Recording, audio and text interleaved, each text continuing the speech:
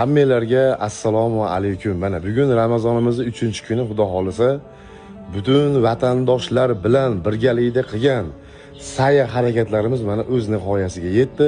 Mahsulotlarni olib chiqib ketish jarayonida turgan edik, lekin yana bitta qadrdonimiz olib ko'rsataman sizlarga. Bu qaranglar akalar. Bu qaranglar. Nechta berdi Ramo? 200 ta san'at ko'chadagi bo'rki ishlab chiqaradigan akamiz 200 ta buxonga bergan. Har bir insonga aka 2 tadan 3 tadan qilib solinglar deb. Bundan tashqari nonimiz ham bor. Mana ko'rib turibsizlar. Menga eng haliginaqa bo'lgan joyi Adramo.